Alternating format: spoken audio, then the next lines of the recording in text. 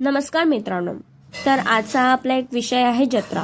हो, प्रत्येक गावची कोणती ना कोणती जत्रा असतेच। तशी माझ्या पण एक गावची जत्रा आहे। माझ्या गावचं नाव आहे निर्वाळ। रत्नागिरी जिल्ह्यातील एक छोटंसं गाव आहे।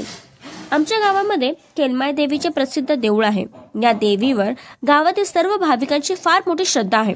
मनापासून भक्ती करणाऱ्याला आई केलमाई पावतेच आणि त्यांच्यावर कृपा करतेच अशी लोकांची धारणा आहे।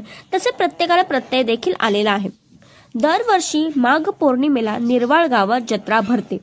या गावातील प्रमुख प्रतिष्ठित मंडळी या जत्रेचे नियोजन करतात। केलमाई मातेच्या मंदिराला सुंदर रंग देऊन विद्युत रोषणाई करून मंदिर खूप छान सजवले जाते। या दिवसांमध्ये मंदिराचे सौंदर्य अधिकच खुलून दिसते। इथे जत्रेच्या दिवशी केलमाई देवी आणि नासावत यांची पालखी उत्साहात सजवतात आणि ते नाचवतातही।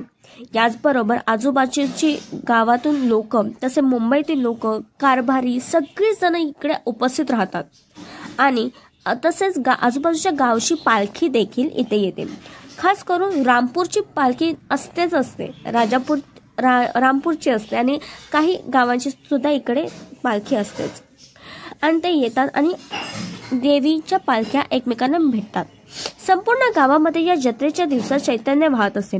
प्रत्येकाचा चेहरा आनंदाने खुललेला असतो।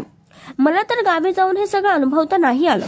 माझ्यासारखे अजून काही जण असतील त्यांना हे सगळं प्रत्यक्षात जाऊन तिकडे अनुभवता नाही आलं, तर त्यांच्यासाठी हे काही क्लिप्स। तर चला तर मग व्हिडिओला मी सुरुवात करते।